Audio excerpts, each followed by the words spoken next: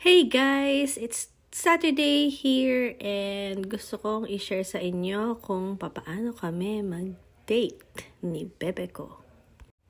Narealize ko wala na, patay na ang pagbibigay ng bulaklak. As soon as you have kids, romance is dead guys. Huwag nang umasa pa.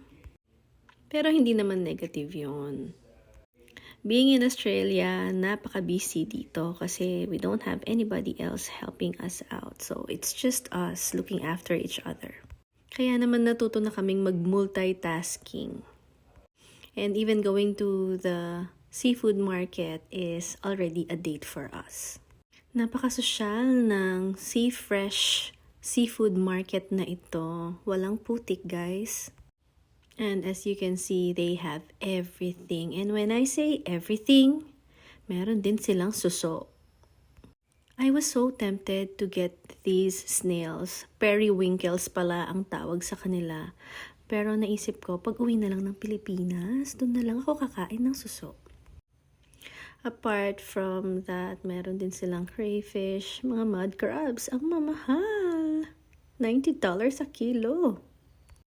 Ang daming fish na hindi ko kilala, sa totoo lang.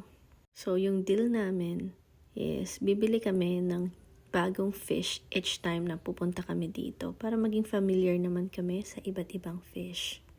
Now, let's go back to the other reason why we are here, para sa aming date. So, whenever we come here, we grab sashimi, itong seafood chowder, and kakain lang kami dun sa likod ng sasakyan. Yan na talaga ang date namin. This way, kami lang talagang dalawa and we value the time that we spend with each other na kami lang. And guys, you need that in a relationship.